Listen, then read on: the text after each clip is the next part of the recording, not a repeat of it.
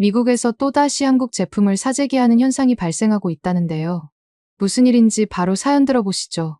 잠깐, 시청 전 구독 버튼 꼭 부탁드려요. 안녕하세요. 저는 레이첼 킴벌리입니다. 로스앤젤레스에서 푸드테라피 심리상담사로 일하고 있어요. 35년을 살아오면서 가장 확신하게 된 것이 하나 있다면 바로 식사는 감정의 언어라는 점이거든요. 매일 아침 상담실 문을 열면서 제일 먼저 하는 일은 오늘 사용할 식재료들을 점검하는 것입니다. 상담실 한쪽 벽면을 가득 채운 선반에는 세계 각국의 향신료들이 정갈하게 정리되어 있어요. 인도산 터메릭의 노란빛부터 시작해서 모로코산 계피의 갈색, 멕시코산 치폴레의 검붉은 색까지. 각각의 색깔은 단순한 시각적 자극이 아니라 내담자들의 감정을 깨우는 신호탄 역할을 합니다.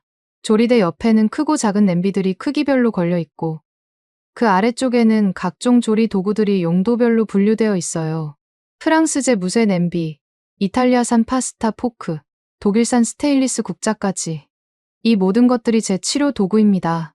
일반적인 상담실에서 볼 수 있는 노트북과 펜 대신 저는 이 도구들로 내담자들의 마음을 어루만집니다. 푸드테라피는 단순히 음식을 함께 만들어 먹는 것이 아닙니다.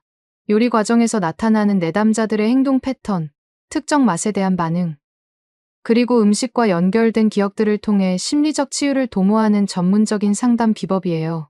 손을 움직이고, 향을 맡고, 맛을 보면서 자연스럽게 방어 기제가 낮아지거든요.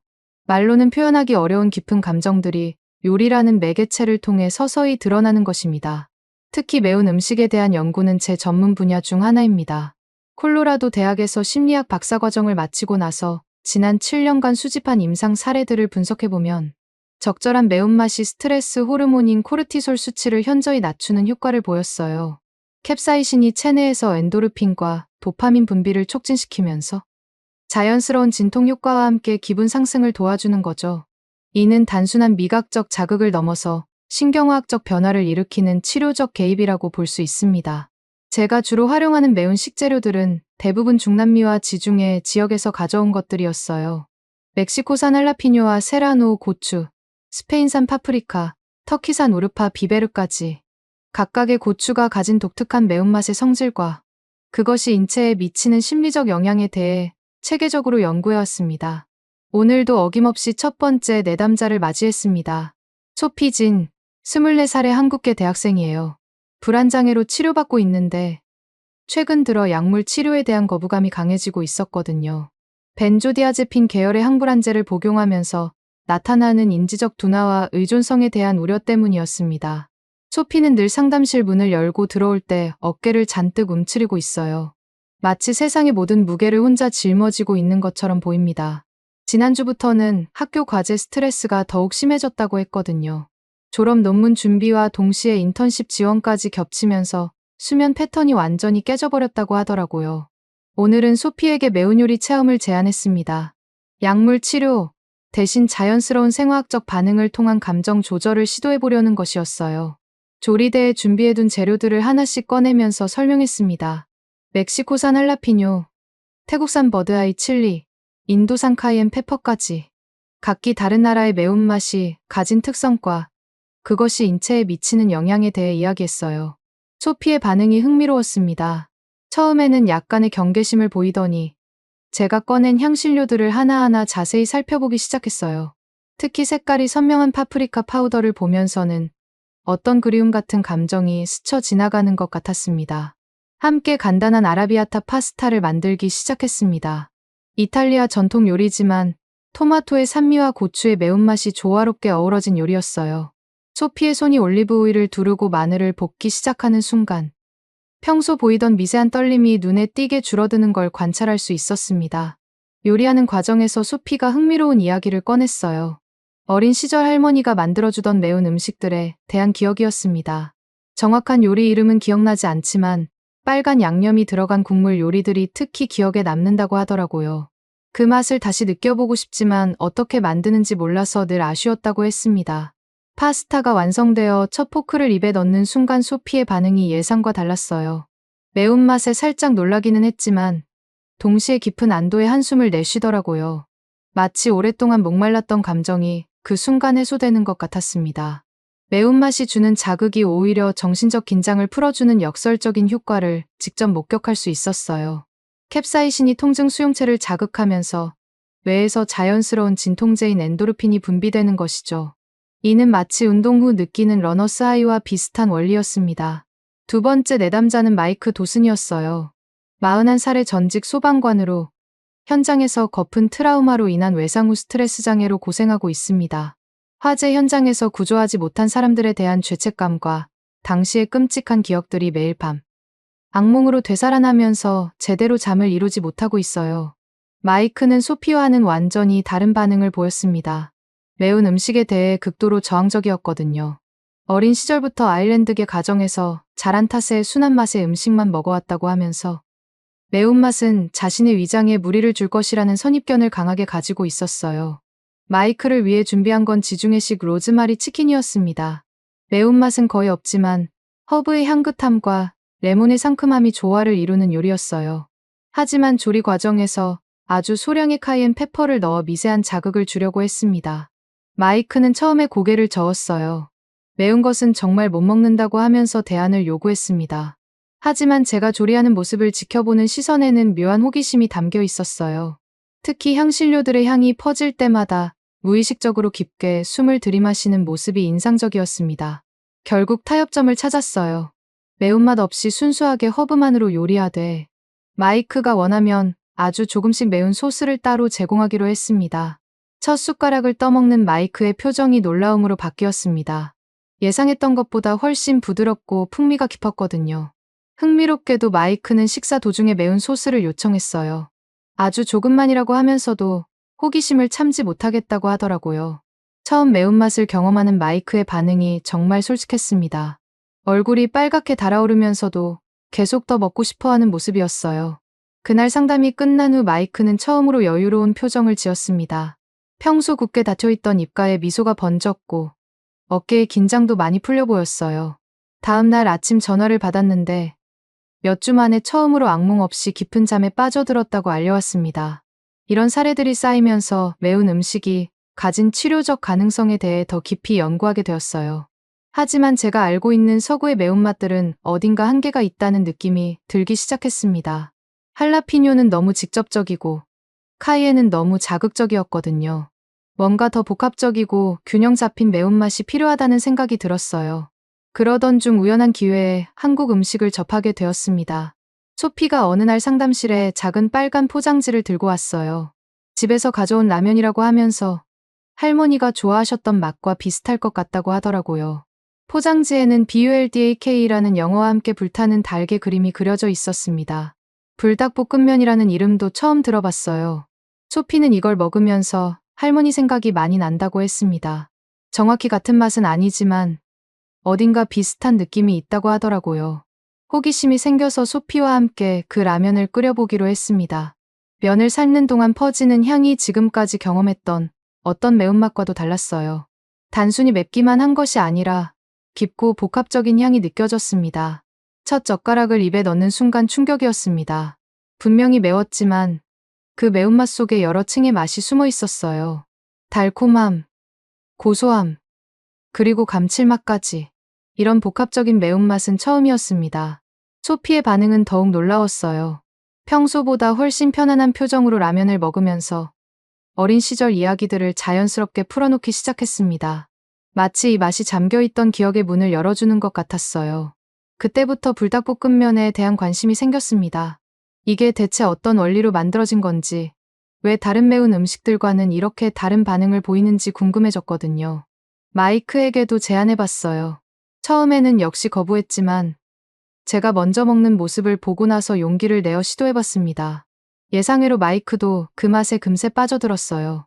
매우면서도 계속 먹고 싶어지는 신기한 경험이라고 했습니다. 제 상담 일지에는 이런 특이한 사례들이 점점 쌓여가고 있었습니다. 이 한국 라면이 내담자들에게 미치는 효과가 다른 어떤 음식보다도 강력하다는 관찰 기록들이었어요. 단순한 기호품을 넘어서 정서적 안정자 역할을 하고 있었습니다.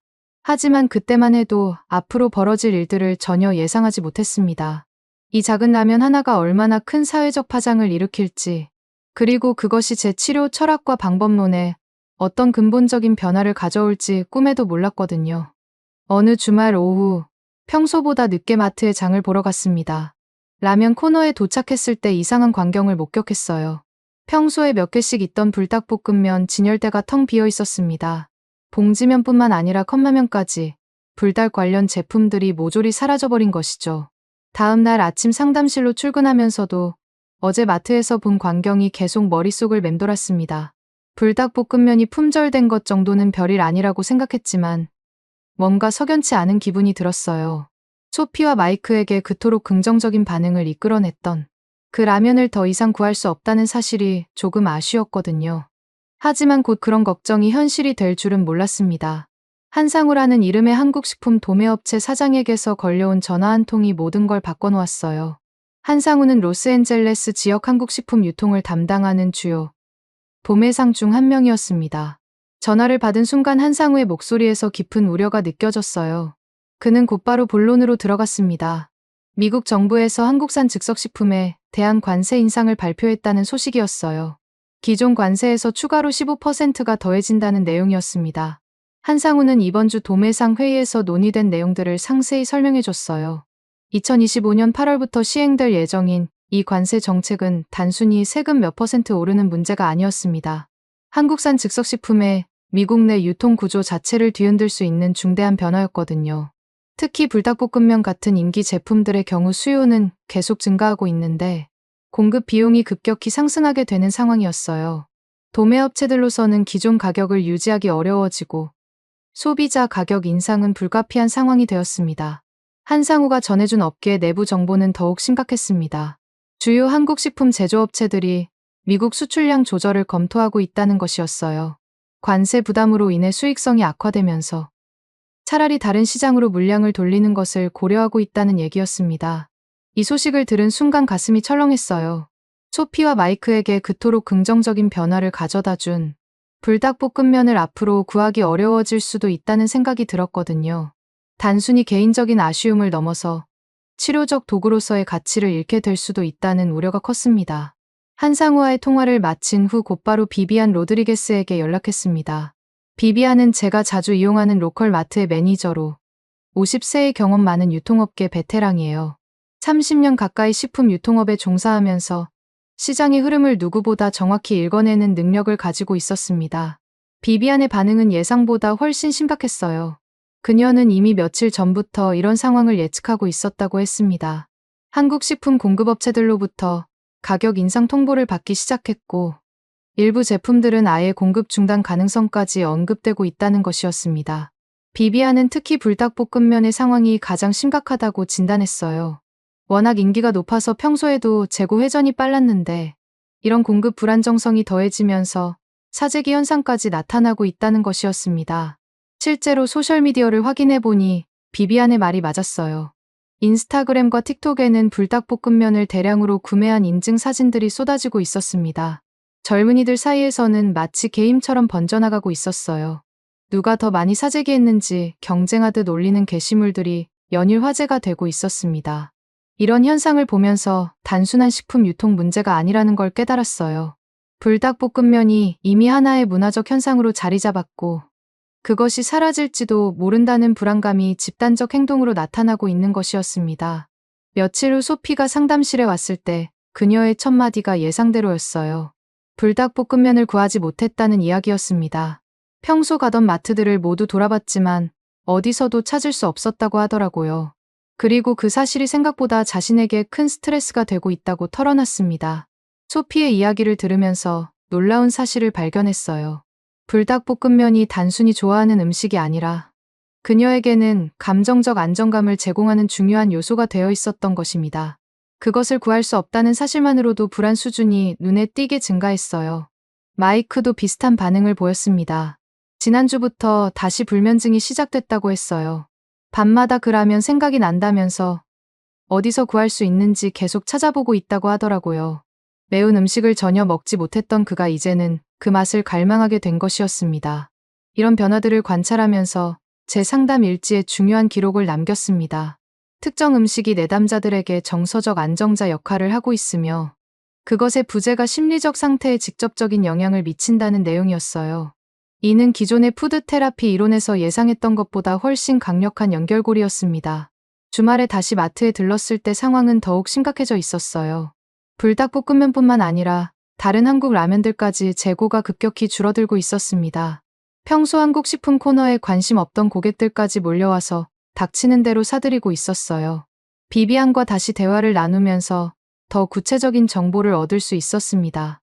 공급업체들로부터 받은 통보에 따르면 빠르면 이번 주 말부터 일부 제품들의 공급이 완전히 중단될 수 있다는 것이었어요.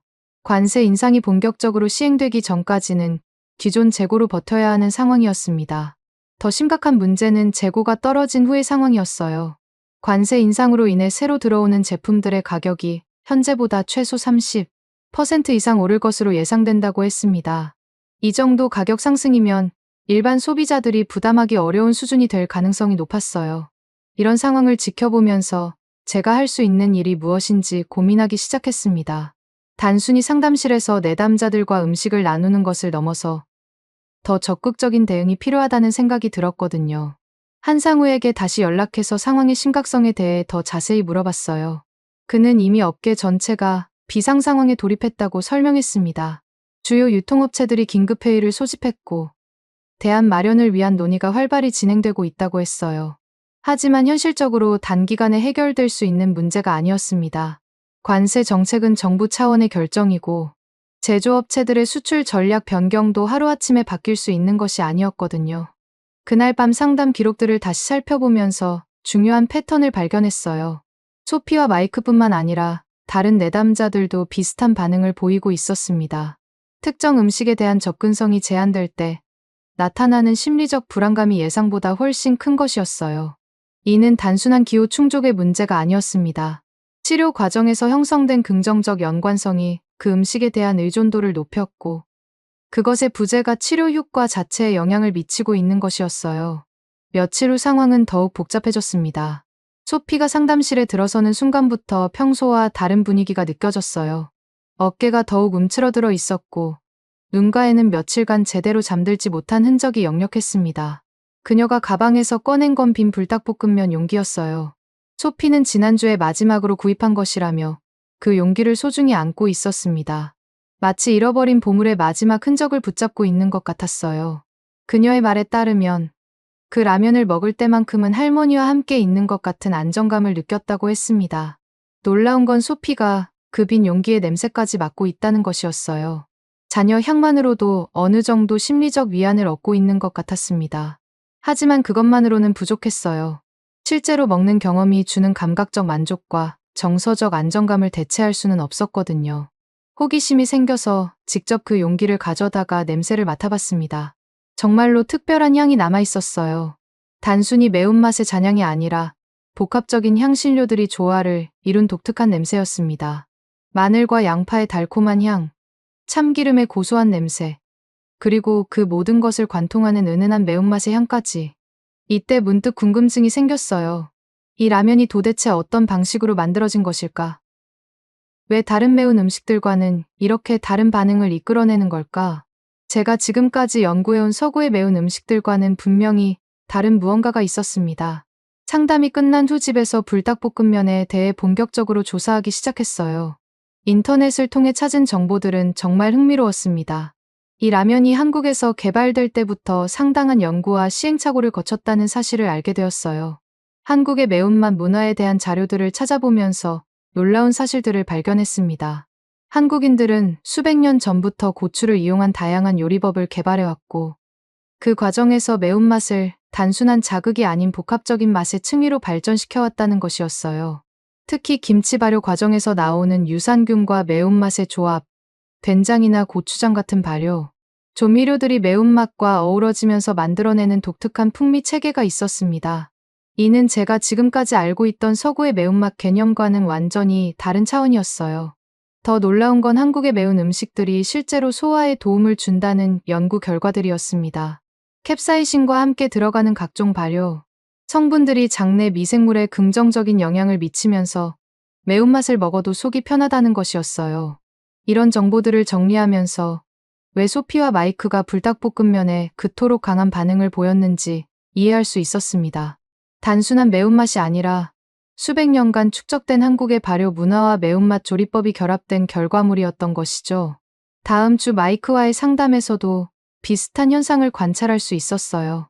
그는 최근 다시 악몽이 시작됐다고 했습니다. 불닭볶음면을 마지막으로 먹은 지 일주일이 지나면서부터였어요. 처음에는 우연의 일치라고 생각했지만 패턴이 너무 명확했습니다. 마이크는 특히 그 라면의 질감에 대해 이야기했어요. 쫄깃한 면발과 진한 소스가 어우러지는 느낌이 마치 자신의 긴장된 신경을 풀어주는 것 같다고 했습니다. 매운맛을 견뎌내는 과정에서 느끼는 성취감도 중요했지만 그보다는 전체적인 식감과 맛의 조화가 더 큰 영향을 미치는 것 같다고 분석했어요. 이런 관찰을 통해 중요한 가설이 떠올랐습니다. 불닭볶음면이 가진 치료적 효과는 단순히 매운맛 자체가 아니라 한국 특유의 복합적인 맛 구조에서 나오는 것일 수도 있다는 생각이었어요. 한국 음식의 특징을 더 깊이 연구하기 위해 지역의 한국문화센터를 방문했습니다.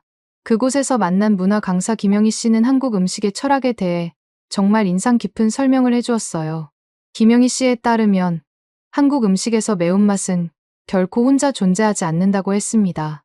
항상 단맛, 짠맛, 신맛, 쓴맛, 감칠맛과 조화를 이루면서 전체적인 균형을 만들어낸다는 것이었어요.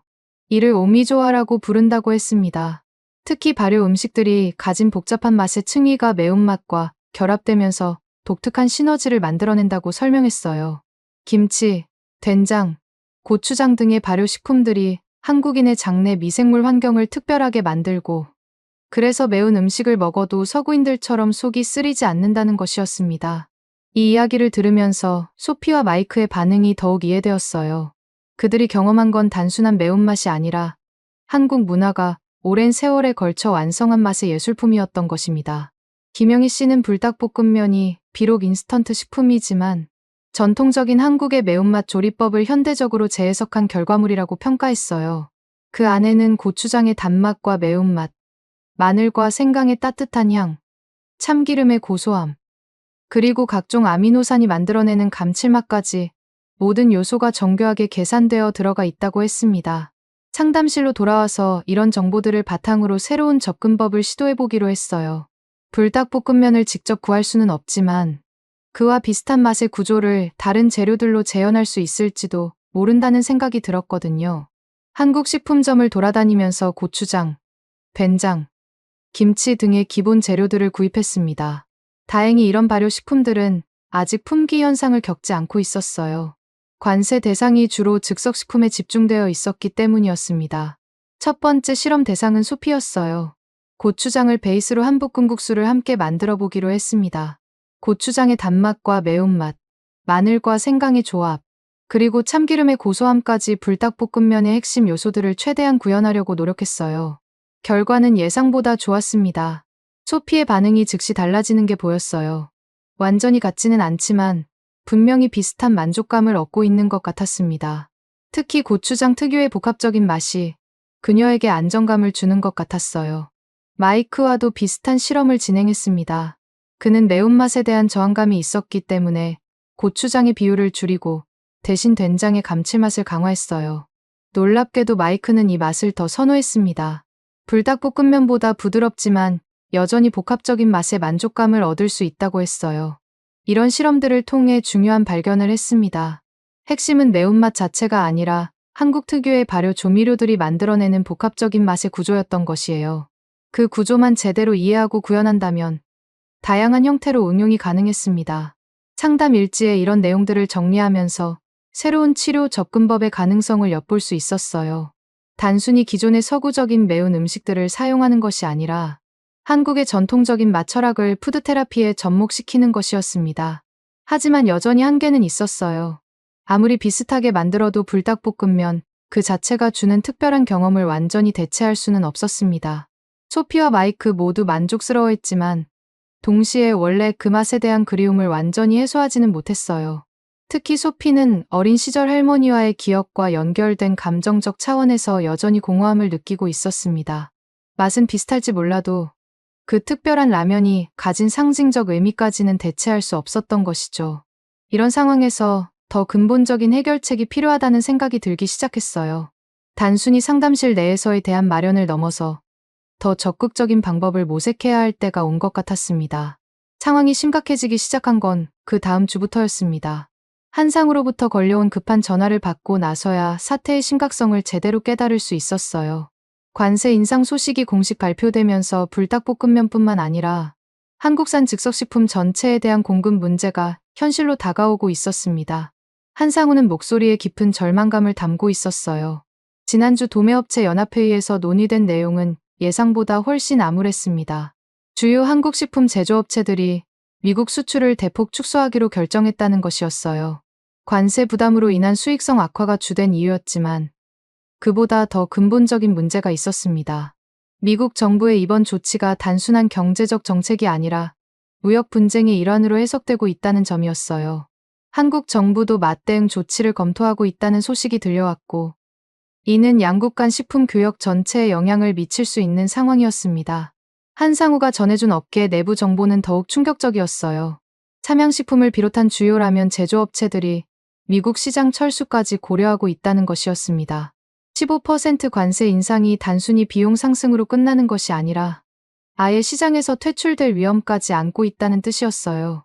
특히 불닭볶음면의 경우 이미 생산량의 상당 부분이 미국 수출용이었는데 갑작스러운 수출 중단으로 인해 제조업체 입장에서도 큰 타격을 받을 수밖에 없는 상황이었습니다. 대체 시장을 찾는 것도 쉽지 않은 일이었거든요. 이 소식을 들은 후 곧바로 비비안에게 연락했어요. 그녀의 반응은 예상했던 것보다 훨씬 심각했습니다. 이미 지난주부터 한국식품 공급업체들로부터 계약 해지 통보를 받기 시작했다는 것이었어요. 비비안은 30년 가까운 유통업 경험을 바탕으로 이번 사태를 정확히 분석하고 있었습니다. 단순한 일시적 공급 부족이 아니라 구조적인 변화가 일어나고 있다는 것이었어요. 한국 식품들이 미국 시장에서 설 자리를 잃어가고 있는 상황이었습니다. 더 심각한 문제는 이미 시장에 남아있는 재고들마저 투기 대상이 되고 있다는 점이었어요. 온라인 중고거래 플랫폼에서는 불닭볶음면 한 봉지가 평상시 가격의 서너 배에 거래되고 있었습니다. 이는 단순한 품귀 현상을 넘어서 사회적 문제로 번지고 있었어요. 비비안의 예측으로는 현재 시중에 남아있는 재고들이 모두 소진되는데 일주일도 채 걸리지 않을 것 같다고 했습니다. 그 이후에는 정말로 구하고 싶어도 구할 수 없는 상황이 될 거라고 했어요. 이런 상황에서 제가 할 수 있는 일이 무엇인지 진지하게 고민하기 시작했습니다. 단순히 상담실에서 대체제를 찾아주는 것만으로는 충분하지 않다는 생각이 들었거든요. 더 근본적이고 적극적인 해결책이 필요했어요. 먼저 식품 제조업체에 직접 연락해보기로 했습니다. 삼양식품 미국 지사에 이메일을 보내서 현재 상황에 대한 설명과 함께 지속적인 공급 방안에 대해 문의했어요.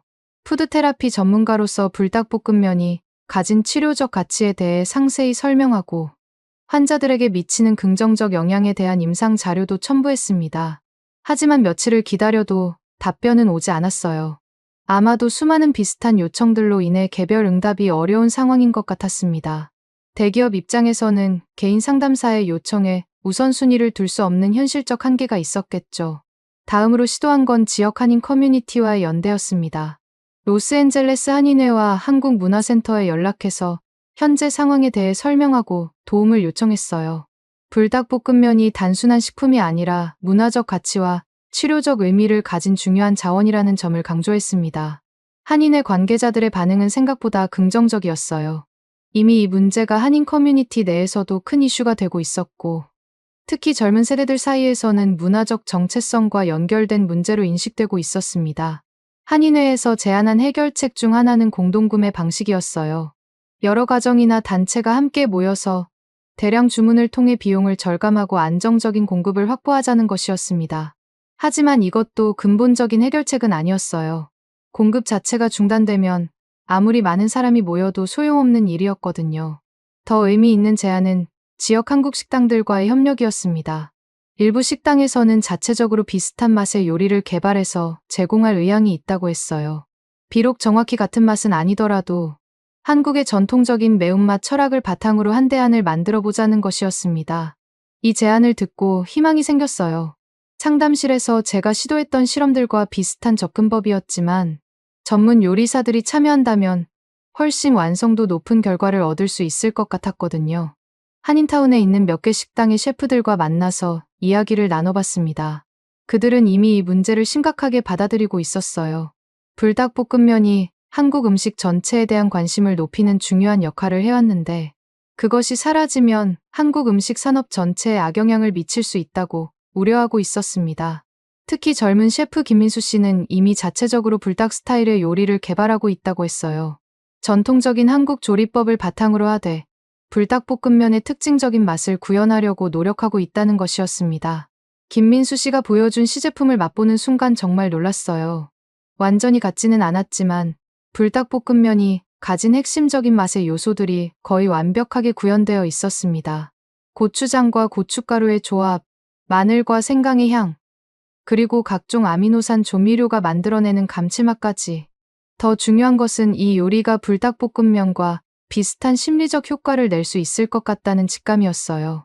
맛의 복합성과 매운맛의 강도, 그리고 전체적인 만족감 측면에서 충분히 대체제 역할을 할 수 있을 것 같았습니다. 소피와 마이크에게 이 소식을 전했을 때 그들의 반응이 흥미로웠어요. 처음에는 반신반의했지만 실제로 그 음식을 먹어보고 나서는 상당한 만족감을 표현했습니다. 완전히 같지는 않지만 그들이 그토록 그리워했던 그 감정을 어느 정도 되찾을 수 있었다고 했어요. 하지만 이런 개별적인 노력들만으로는 한계가 있었습니다. 근본적인 문제인 공급 중단과 가격 상승을 해결할 수는 없었거든요. 더 큰 차원에서의 접근이 필요했어요. 그때 한 가지 아이디어가 떠올랐습니다. 이 문제를 단순히 식품 공급의 문제가 아니라 공중보건과 정신건강의 문제로 접근해보는 것이었어요. 불닭볶음면이 가진 치료적 가치를 공식적으로 인정받고 그것을 바탕으로 정책적 지원을 이끌어낼 수 있다면 상황을 바꿀 수 있을지도 모른다는 생각이었습니다. 이를 위해서는 더 체계적인 연구와 데이터가 필요했어요. 제 개인적인 상담 사례들만으로는 부족했습니다. 더 많은 사람들을 대상으로 한 광범위한 조사와 연구가 필요했어요. 지역 대학의 심리학과와 영양학과에 연락해서 공동 연구 프로젝트를 제안했습니다. 한국 음식, 특히 매운 음식이 정신건강에 미치는 영향에 대한 본격적인 학술 연구를 진행하자는 것이었어요. 다행히 몇몇 교수들이 이 주제에 관심을 보였습니다. 특히 UCLA의 정신건강의학과 박사 과정 학생들이 이 연구에 참여하고 싶다고 했어요. 이들은 이미 음식과 정신건강의 연관성에 대해 연구하고 있었고, 한국 음식의 특수성에 대해 깊이 있게 파고들 수 있는 기회라고 생각했습니다. 연구 계획을 세우면서 더 큰 그림이 보이기 시작했어요. 이 문제가 단순히 불닭볶음면 하나의 문제가 아니라 문화적 다양성과 정신건강 자원의 접근성에 관한 더 큰 이슈라는 것을 깨달았습니다. UCLA와의 공동 연구 프로젝트가 본격적으로 시작되면서 예상치 못한 일들이 연쇄적으로 벌어지기 시작했습니다. 처음에는 작은 학술 연구로 시작된 일이 점점 더 큰 사회적 관심을 불러일으키고 있었어요. 정신건강의학과 박사과정 학생 3명과 함께 진행한 예비조사. 결과가 생각보다 훨씬 놀라운 내용을 담고 있었거든요.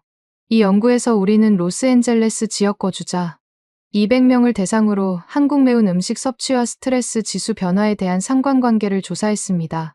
결과는 정말 흥미로웠어요. 정기적으로 한국 매운 음식을 섭취하는 그룹에서 코르티솔 수치가 평균 23% 낮게 나타났고 우울감 척도에서도 유의미한 개선을 보였습니다. 더 놀라운 발견은 음식의 구체적인 종류에 따른 차이였어요. 불닭볶음면을 포함한 한국 발효 조미료, 기반의 매운 음식을 섭취한 그룹에서 가장 높은 개선 효과가 나타났습니다. 이는 단순한 매운맛이 아니라 한국 특유의 복합적 발효 맛 구조가 핵심 요인임을 시사하는 결과였어요. 연구 결과를 정리하는 과정에서 흥미로운 제안이 들어왔습니다. 로스앤젤레스 타임즈의 건강 섹션 기자 사라 존슨이 이 연구에 대한 기사를 써보고 싶다고 연락해온 것이었어요. 사라는 이미 몇 달 전부터 불닭볶음면 품귀 현상에 대해 추적 취재를 해왔다고 했습니다. 사라와의 인터뷰는 생각보다 깊이 있게 진행되었어요. 그녀는 단순히 식품 공급 문제로만 접근하는 것이 아니라 문화적 음식이 가진 정신건강 자원으로서의 가치에 집중하고 있었습니다.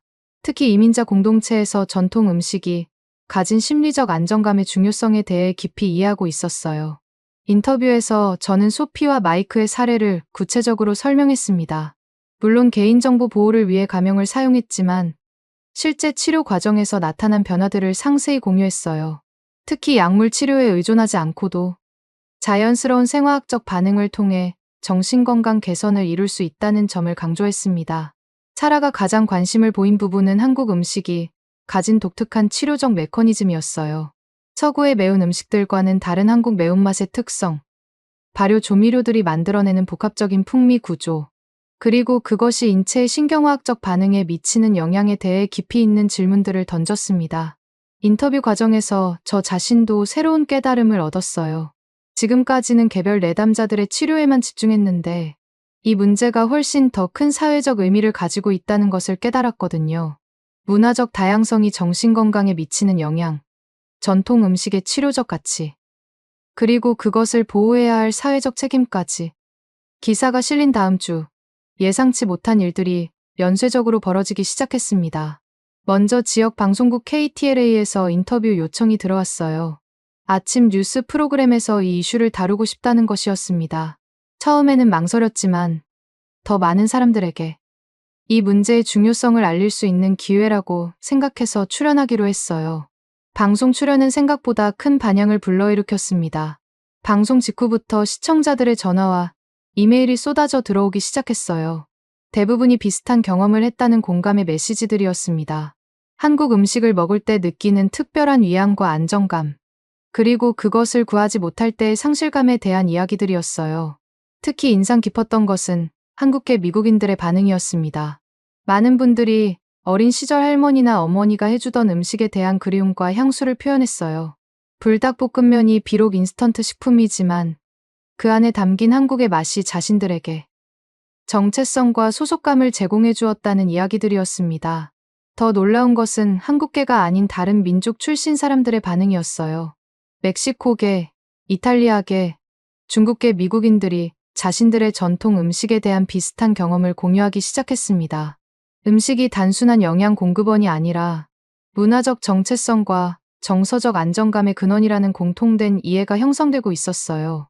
이런 반응들을 보면서 이 문제가 불닭볶음면 하나의 문제가 아니라는 것을 더욱 확실히 깨달았습니다. 이민자 공동체의 정신건강과 문화적 권리에 관한 더 큰 이슈였던 것이죠. 방송 출연 후 일주일이 지나자 더욱 놀라운 일들이 벌어지기 시작했습니다. 한인타운의 여러 한국 식당에서 자발적으로 불닭볶음면 대체 메뉴를 개발해서 무료로 제공하겠다는 연락이 들어오기 시작한 것이었어요. 가장 먼저 나선 곳은 한인타운 중심가에 있는 고향식당이었습니다. 사장 김영우 씨는 30년 넘게 한국 음식을 요리해온 베테랑 셰프였어요. 그는 방송을 보고 나서 가만히 있을 수 없었다고 했습니다. 젊은 세대들이 한국 음식을 통해 위안을 얻고 있는데 그것을 지켜주는 것이 기성세대의 책임이라고 생각했다는 것이었어요. 김영우 씨가 개발한 메뉴는 정말 놀라웠습니다. 불닭 스타일 떡볶이라는 이름으로 전통적인 떡볶이에 불닭볶음면의 핵심 양념을 접목시킨 요리였어요. 고추장 베이스에 각종 아미노산 조미료와 마늘, 생강을 조합해서 불닭볶음면과 거의 흡사한 맛을 구현해냈습니다. 소피를 그 식당에 데려갔을 때 그녀의 반응이 정말 감동적이었어요. 첫 숟가락을 입에 넣는 순간 눈물이 글썽거렸습니다. 완전히 같지는 않지만 그토록 그리워했던 그 감정을 다시 느낄 수 있다고 했어요. 특히 김영우 씨가 직접 나와서 한국말로 맛있게 드세요라고 인사했을 때는 정말 감동받은 것 같았습니다. 마이크의 반응은 또 다르게 의미가 있었어요. 그는 이 식당에서 한국 문화를 직접 경험할 수 있어서 좋다고 했습니다. 단순히 맛을 즐기는 것을 넘어서 그 음식이 탄생한 문화적 배경까지 이해할 수 있게 되었다는 것이었어요. 다른 식당들도 연이어 참여하기 시작했습니다. 서울 가든에서는 불닭 스타일 비빔밥을, 부산 횟집에서는 불닭 스타일 라면을 개발했어요. 각 식당마다 자신들만의 독특한 해석을 가미해서 다양한 변주곡들이 만들어지고 있었습니다. 이런 움직임이 확산되면서 한인 커뮤니티 전체에 새로운 활력이 생기기 시작했어요. 젊은 세대와 기성세대가 음식을 매개로 소통하는 새로운 기회가 만들어진 것이었습니다. 할머니, 할아버지 세대가 가진 전통적인 요리 기술과 젊은 세대가 좋아하는 현대적인 맛이 만나는 지점이었어요. 한상우도 이런 변화에 깊은 감동을 받았다고 했습니다. 도매업자로서 단순히 상품을 유통하는 것을 넘어서 한국 문화를 전파하고 공동체를 연결하는 중요한 역할을 하고 있다는 자부심을 느꼈다고 하더라고요. 하지만 여전히 근본적인 문제는 해결되지 않았어요. 이런 개별적인 노력들도 중요하지만 정책적 차원에서의 변화가 없다면 한계가 있을 수밖에 없었습니다. 관세 문제와 공급 중단 문제는 여전히 해결되지 않은 상태였거든요. 그때 새로운 기회가 찾아왔습니다. 캘리포니아 주 의회에서 이 문제에 관심을 보이기 시작한 것이었어요. 특히 로스앤젤레스 지역구를 대표하는 주 하원의원 마이클 천이 이 이슈를 공식적으로 제기하겠다고 나선 것이었습니다. 마이클 천은 한국계 미국인으로 이민자 공동체의 권익 보호에 오랫동안 힘써온 정치인이었어요. 그는 이 문제를 단순한 무역 분쟁이 아니라 공중보건과 문화적 권리의 관점에서 접근해야 한다고 주장했습니다. 마이클 천의 사무실에서 연락이 와서 정책 자문을 요청받았을 때 정말 놀랐어요. 제가 수집한 연구 데이터와 임상 사례들이 정책 입안에 실제로 활용될 수 있다는 것이었습니다. 이는 단순한 학술 연구를 넘어서 실질적인 사회 변화를 이끌어낼 수 있는 기회였어요. 마이클 천 의원과의 첫 만남은 정말 인상적이었습니다. 그의 사무실에 도착했을 때 벽면 가득히 걸린 사진들이 눈에 들어왔어요. 한국전쟁 참전용사들과의 만남, 한인 커뮤니티 행사 참석 모습, 그리고 다양한 이민자 단체들과의 협력 장면들이었습니다. 이런 배경을 보니 왜 그가 이 문제에 특별한 관심을 보이는지 이해할 수 있었어요. 마이클 천은 제가 가져간 연구 자료들을 정말 꼼꼼히 검토했습니다. UCLA 공동연구팀이 작성한 보고서의 모든 페이지를 하나하나 살펴보면서 핵심 데이터들에 대해 구체적인 질문을 던졌어요. 특히 한국 음식의 정신건강 개선 효과에 대한 통계적 유의성과 표본의 대표성에 대해 깊이 있게 논의했습니다. 가장 중요한 논의는 이 문제를 어떤 관점에서 접근할 것인가였어요. 마이클 천은 단순히 무역 정책의 문제로 접근하면 연방 정부의 영역이라 정부 차원에서 할 수 있는 일이 제한적이라고 설명했습니다. 하지만 공중보건과 문화적 다양성의 관점에서 접근한다면 충분히 주 정부 차원에서도 의미 있는 정책을 만들 수 있다는 것이었어요. 그는 특히 제가 수집한 임상 사례들에 큰 관심을 보였습니다. 소피와 마이크의 사례는 물론이고 다른 내담자들의 변화 과정까지 자세히 들었어요. 음식이 단순한 기호품이 아니라 실질적인 치료, 도구로 활용될 수 있다는 점에서 정책적 가치를 인정했습니다. 마이클 천이 제안한 접근법은 정말 혁신적이었어요. 문화적 심리치유 자원으로서의 전통 음식, 보호 및 지원 법안이라는 이름으로 새로운 정책 프레임워크를 만들자는 것이었습니다. 이는 단순히 한국 음식만의 문제가 아니라 모든 이민자 공동체의 전통 음식이 가진 치료적 가치를 공식적으로 인정하고 보호하자는 포괄적인 접근이었어요. 이 법안의 핵심은 세 가지였습니다. 첫째, 전통 음식의 정신건강 효과에 대한 체계적 연구 지원. 둘째, 치료적 목적으로 사용되는 전통 음식에 대한 세제 혜택. 셋째, 이민자 커뮤니티의 전통 음식 문화 보존을 위한 공공 프로그램 운영이었어요. 마이클 천은 이 법안을 통해 불닭볶음면, 같은 특정 식품의 수입 문제도 간접적으로 해결할 수 있을 것이라고 전망했습니다. 치료적 목적으로 사용되는 식품에 대한 세제 혜택이 제공되면 관세 부담을 상당 부분 상쇄할 수 있다는 것이었어요. 하지만 이런 정책 변화를 이끌어내기 위해서는 더 많은 근거와 지지가 필요했습니다. 마이클 천은 제게 더 광범위한 연구를 진행하고 동시에 시민사회의 관심과 지지를 이끌어낼 것을 제안했어요. 그의 제안에 따라 UCLA 연구팀과 함께 본격적인 후속 연구를 시작했습니다. 이번에는 표본 규모를 1000명으로 확대하고 다양한 민족 배경의 참가자들을 포함시켰어요. 한국 음식뿐만 아니라 멕시코, 이탈리아, 중국, 인도 등 각국의 전통 음식이 정신건강에 미치는 영향을 비교 분석하는 포괄적인 연구였습니다. 연구 과정에서 정말 흥미로운 발견들이 이어졌어요. 각 문화권의 전통 음식들이 서로 다른 방식으로 정신건강에 긍정적 영향을 미치고 있었습니다. 이탈리아의 파스타와 올리브오일 조합은 세로토닌 분비를 촉진했고, 인도의 강황과 향신료들은 염증 억제와 함께 기분 개선 효과를 보였어요. 하지만 한국 음식의 경우는 여전히 독특한 특성을 보였습니다. 발효 조미료들이 만들어내는 복합적인 맛, 구조와 매운맛의 조합이 다른 어떤 음식보다도 강력한 스트레스 완화 효과를 나타냈어요. 특히 김치, 고추장, 된장 등의 발효 식품들이 장내 미생물에 미치는 영향이 뇌의 신경전달물질 생성에까지 연결되어 있다는 것이 밝혀졌습니다. 이런 연구 결과들이 언론의 주목을 받기 시작했어요. 이번에는 전국적인 매체들이 관심을 보이기 시작했습니다. CNN의 건강 섹션에서 특집 기사를 요청해왔고, NPR에서는 라디오 인터뷰를 제안했어요. CNN 인터뷰는 특히 의미가 있었습니다. 전국 방송을 통해 이 이슈가 단순히 로스앤젤레스 지역의 문제가 아니라 전국적인 관심사라는 것을 보여줄 수 있었거든요. 인터뷰에서 저는 한국 음식의 독특한 치료적 메커니즘에 대해 설명하고 동시에 모든 전통 음식이 가진 문화적, 치료적 가치에 대해 강조했습니다. 방송 후 반응은 예상을 뛰어넘었어요. 전국 각지에서 비슷한 경험을 가진 사람들의 연락이 쏟아져 들어왔습니다. 뉴욕의 한국계 미국인, 시카고의 중국계 가정, 텍사스의 멕시코계 커뮤니티까지 모두가 자신들의 전통 음식이 가진 특별한 의미와 그것을 지켜야 할 필요성에 대해 공감하고 있었어요. 이런 관심이 확산되면서 예상치 못한 연락이 들어왔습니다. 삼양식품 본사에서 직접 연락해온 것이었어요. 불닭볶음면이 미국에서 이런 사회적 이슈가 되고 있다는 소식을 듣고 회사 차원에서 적극적인 대응을 검토하고 있다는 내용이었습니다. 삼양식품 미국 법인 대표 박준영 씨와의 화상회의는 정말 감동적이었어요. 그는 자신들의 제품이 단순한 식품을 넘어서 문화적, 치료적 가치를 인정받고 있다는 사실에 깊은 감동을 받았다고 했습니다. 특히 제가 수집한 임상 데이터들을 보고 나서는 회사의 사회적 책임을 더욱 무겁게 느끼고 있다고 표현했어요. 박준영 대표는 관세 문제로 인한 공급 중단이 단순한 비즈니스 손실이 아니라 실제로 도움을 받고 있는 사람들에게 피해를 주는 일이라는 것을 깨달았다고 했습니다. 회사 차원에서 어떤 방식으로든 지속적인 공급을 보장할 방법을 찾아보겠다고 약속했어요. 더 놀라운 소식은 삼양식품이 제게 공식적인 감사패를 전달하고 싶다는 것이었습니다. 자신들의 제품이 가진 숨겨진 가치를 발견하고 널리 알린 공로를 인정한다는 의미였어요.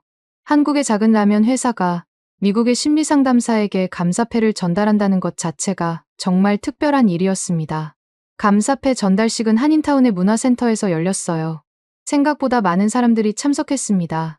한인 커뮤니티 관계자들, 지역 정치인들, 그리고 제 연구에 참여했던 내담자들까지.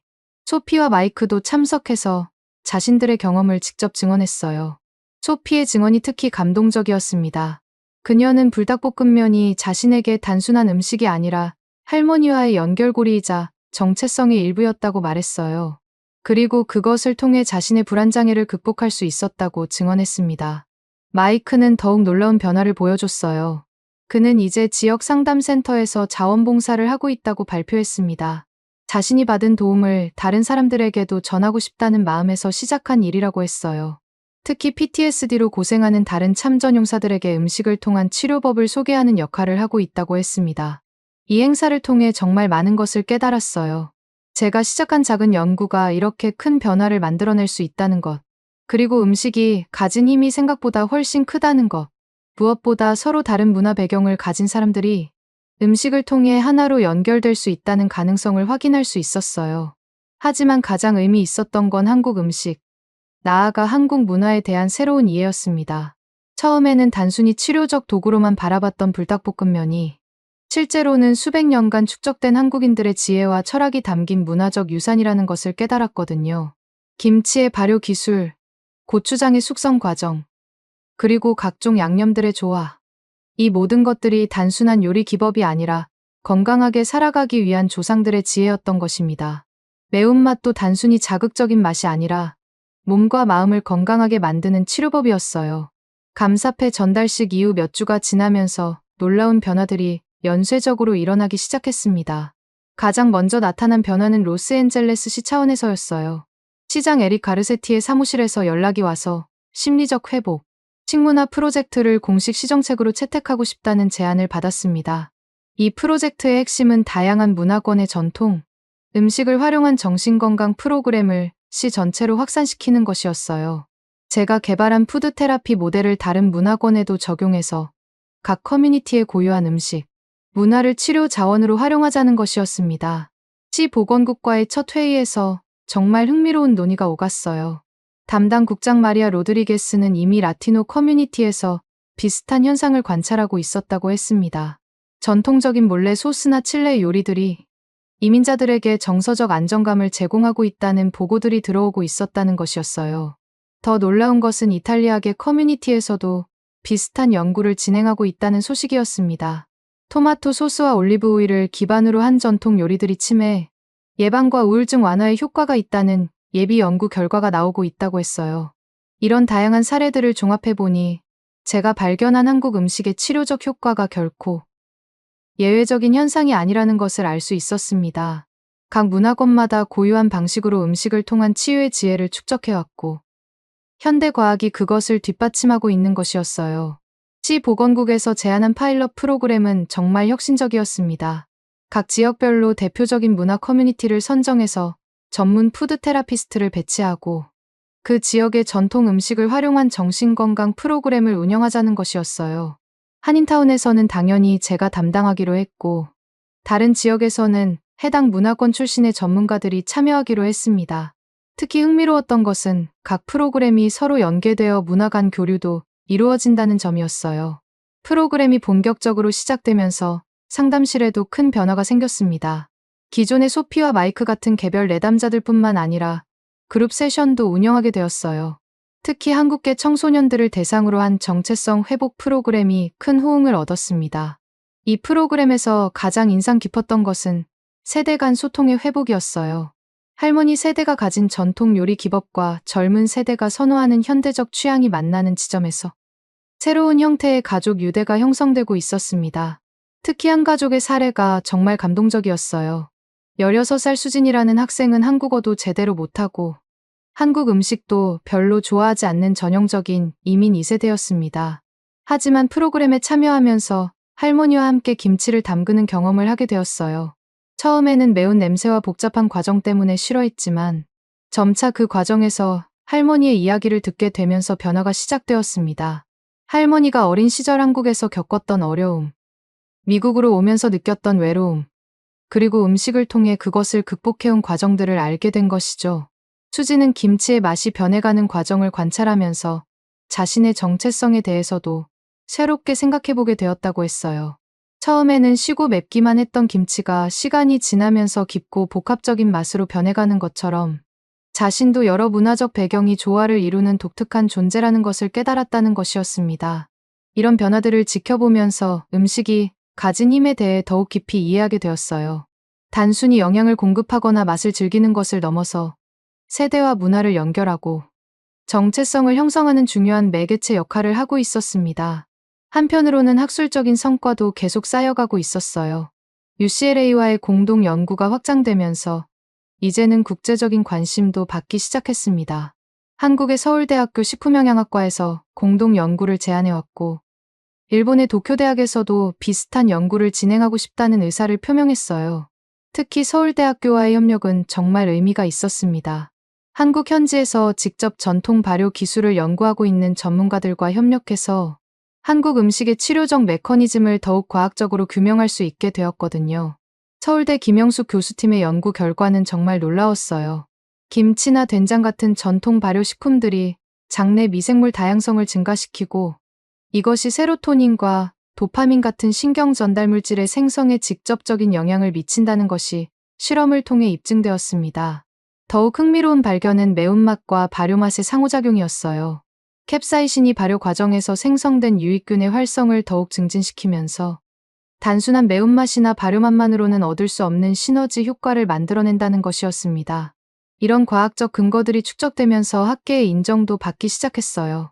미국 영양학회에서 제 연구를 바탕으로 한 논문 발표를 요청해왔고 국제정신건강학회에서도 키노트 스피치를 제안했습니다.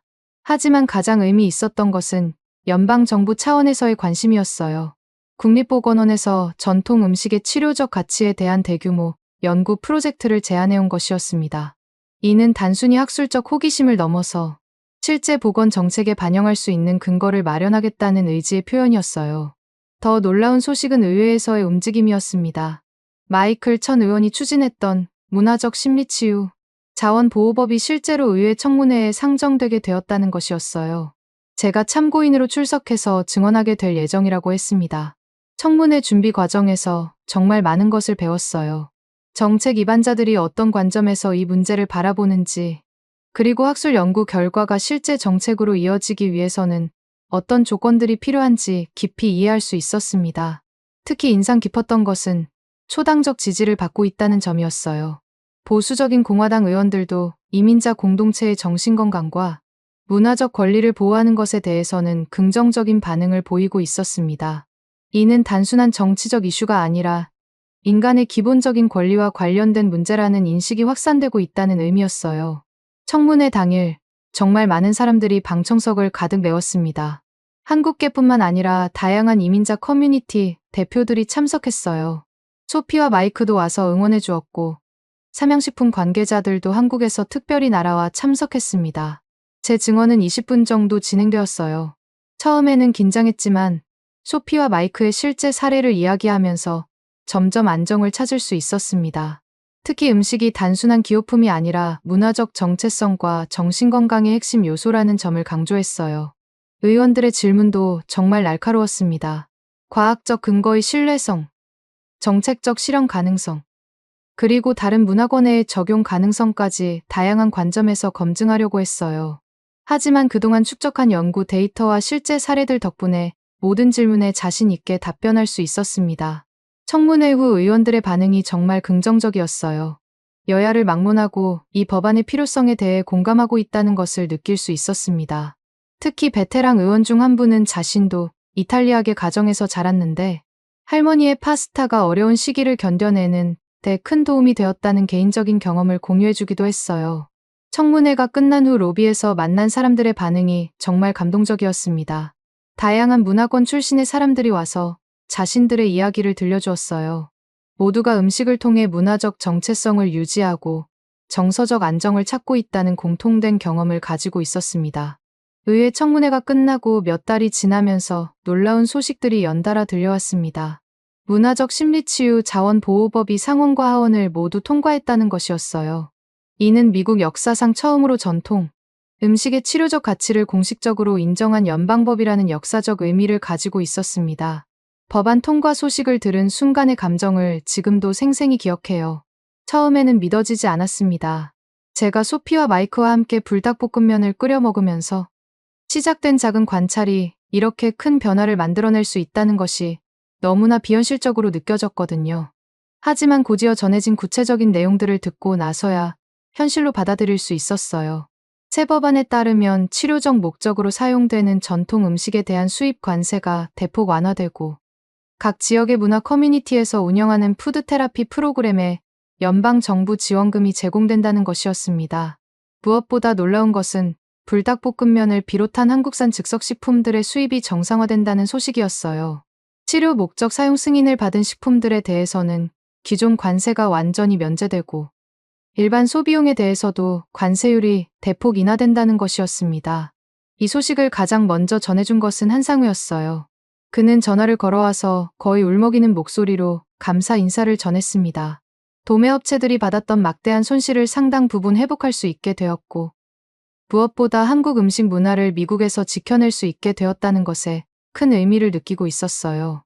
삼양식품에서도 정말 특별한 소식을 전해왔습니다. 회사 차원에서 저에게 공식적인 홍보대사 역할을 제안한 것이었어요. 불닭볶음면의 치료적 가치를 널리 알리고 올바른 활용법을 교육하는 역할을 맡아달라는 것이었습니다.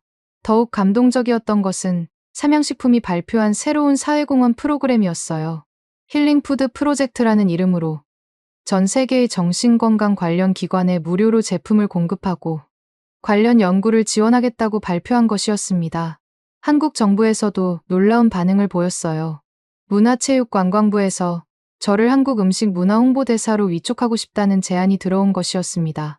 한국 전통 음식의 우수성을 과학적으로 입증하고 세계에 알린 공로를 인정한다는 의미였어요. 이런 공식적인 인정도 의미가 있었지만 실제로 현장에서 나타나는 변화들이 더욱 소중했습니다. 상담실로 돌아와서 소피와 마이크의 근황을 확인했을 때 정말 놀라운 변화를 확인할 수 있었어요. 소피는 이제 완전히 다른 사람이 되어 있었습니다. 불안장애는 거의 완치 수준까지 호전되었고 무엇보다 자신의 정체성에 대한 확신을 가지게 되었다고 했어요. 한국 음식을 통해 자신의 뿌리를 재발견했고 그것이 자신감의 원천이 되었다는 것이었습니다. 더 놀라운 것은 소피가 푸드테라피 분야에 관심을 갖게 되었다는 것이었어요. 대학원에서 영양심리학을 전공하기로 결정했고 장래에는 저와 같은 푸드테라피스트가 되고 싶다고 했습니다. 제가 제안한 조교 과정에도 적극적으로 참여하면서 실무 경험을 쌓아가고 있었어요. 마이크의 변화는 더욱 극적이었습니다. PTSD 증상이 현저히 개선된 것은 물론이고, 이제는 지역 상담센터에서 정식 자원봉사자로 활동하고 있었어요. 특히 다른 참전 용사들을 대상으로 한 음식 치료 프로그램을 직접 운영하고 있다고 했습니다. 마이크가 개발한 프로그램은 정말 창의적이었어요. 군 복무 시절의 트라우마를 가진 사람들이 함께 모여서 각자의 고향 음식을 만들어 나누는 방식이었습니다. 요리 과정에서 자연스럽게 자신의 이야기를 털어놓게 되고 음식을 함께 나누면서 동료애를 회복하게 된다는 것이었어요. 이런 개별적인 성공 사례들이 쌓이면서 푸드테라피라는 분야 자체가 새로운 학문 영역으로 인정받기 시작했어요. 여러 대학에서 관련 강좌를 개설하기 시작했고 전문 자격증 제도도 만들어지고 있었습니다. 제 자신도 이런 변화의 중심에서 새로운 역할을 맡게 되었어요. UCLA에서 정식 객원교수직을 제안해왔고 동시에 여러 지역에서 강연 요청이 쏟아져 들어오고 있었습니다. 특히 의미 있었던 것은 국제학술 심포지엄에서의 발표였어요. 문화적 심리치유 자원으로서의 한식이라는 주제로 열린 국제 심포지엄에는 정말 많은 전문가들이 참석했습니다. 영양학자, 심리학자, 문화인류학자, 그리고 요리사들까지 다양한 분야의 전문가들이 모여서 음식과 정신건강의 연관성에 대해 깊이 있는 논의를 나누었어요. 심포지엄에서 가장 인상 깊었던 발표는 일본의 미소시루 연구였습니다. 일본 전통 된장국인 미소시루가 일본인들의 정신건강에 미치는 영향을 장기간 추적 조사한 결과였어요. 한국의 된장찌개와 비슷한 발효 메커니즘을 가지고 있으면서도 미묘하게 다른 치료적 효과를 보인다는 것이 흥미로웠습니다. 이탈리아의 지중해식 식단 연구, 인도의 향신료 치료법, 멕시코의 칠레 문화까지 각국의 전통 음식들이 가진 고유한 치료적 가치들이 과학적으로 입증되고 있었어요. 이는 제가 한국 음식에서 발견한 현상이 결코 예외적인 것이 아니라 인류가 오랜 세월 동안 축적해온 보편적 지혜라는 것을 보여주었습니다. 심포지엄이 끝난 후 여러 나라의 연구자들과 네트워크를 구축할 수 있었어요. 특히 의미 있었던 것은 국제 공동 연구 프로젝트를 시작하기로 한 것이었습니다. 각국의 전통 음식이 가진 치료적 메커니즘을 비교 분석하고 그것을 현대적인 치료법으로 발전시키자는 것이었어요. 하지만 이런 큰 성과들보다 더 소중했던 것은 일상으로 돌아왔을 때의 작은 변화들이었습니다. 퇴근 후 집에서 혼자 불닭볶음면을 끓여 먹으면서 지난 몇 년간의 여정을 되돌아보는 시간이었어요. 탁자 위에는 소피가 처음 가져왔던 빈 불닭볶음면 용기가 아직도 놓여 있었습니다. 그때는 단순히 내담자의 애착 대상 정도로만 생각했던 그 작은 용기가 이렇게 큰 변화의 출발점이 될 줄은 정말 몰랐어요. 첫 상담 기록을 다시 꺼내어 읽어보니 소피의 "이걸 먹으면서 울었어요" 라는 메모가 눈에 들어왔습니다. 그때는 단순히 감정적 반응 정도로만 기록했던 것이었는데 지금 다시 보니 그 안에 얼마나 깊은 의미가 담겨 있었는지 깨달을 수 있었어요. 제가 내담자들에게 건넸던 그릇과 젓가락들을 하나하나 바라보면서 새로운 다짐을 했습니다. 앞으로도 음식을 통해 사람들의 마음을 치유하는 일을 계속해 나가겠다는 것이었어요. 하지만 이제는 단순히 개별 치료를 넘어서 더 많은 사람들에게 도움이 될 수 있는 방법들을 모색해보겠다는 생각이었습니다. 창밖으로는 한국 식당들의 붉은 네온사인들이 반짝이고 있었어요. 예전에는 그냥 지나쳤던 그 불빛들이 이제는 다르게 보였습니다. 각각의 식당이 누군가에게는 고향의 맛을, 누군가에게는 치유의 순간을 제공하는 소중한 공간이라는 것을 알게 되었거든요. 나레이션처럼 마음속에서 떠오르는 문장이 있었어요. 때로는 입 안의 열기가 마음의 얼음을 녹인다. 매운맛이 주는 물리적 자극이 감정의 벽을 허물고 진정한 소통을 가능하게 한다는 의미였습니다. 며칠 후 새로운 프로젝트를 위한 미팅이 있었어요. 한인타운의 젊은 셰프들과 함께 새로운 메뉴 개발을 논의하는 자리였습니다. 전통과 현대가 조화를 이룬 한국 음식들을 통해 더 많은 사람들에게 치유의 경험을 제공하자는 것이었어요. 미팅이 끝나고 돌아오는 길에 탁자 위에 놓인 다 쓰고 남은 컵라면 용기 하나를 보았습니다. 소피가 처음 가져왔던 그 용기와 똑같은 것이었어요. 누군가가 또 다른 치유의 여정을 시작했다는 증거 같았습니다. 그 순간 깨달았어요. 제 이야기는 끝난 것이 아니라 새로운 시작이라는 것을. 앞으로도 수많은 사람들이 음식을 통해 자신의 상처를 치유하고 새로운 희망을 찾아갈 것이고, 저는 그런 여정에 작은 도움이 될 수 있다는 것에 깊은 보람을 느꼈습니다. 마지막으로 상담 일지에 새로운 목표를 적어 넣었어요. 음식이 가진 치유의 힘을 더 많은 사람들과 나누고 서로 다른 문화가 가진 지혜를 연결하여 더 건강하고 따뜻한 세상을 만들어가자. 그것이 앞으로 제가 걸어가야 할 길이라는 확신이 들었습니다. 지금까지 레이첼 킴벌리 씨의 사연 어떠셨나요? 참 놀랍고도 감동적인 이야기였습니다.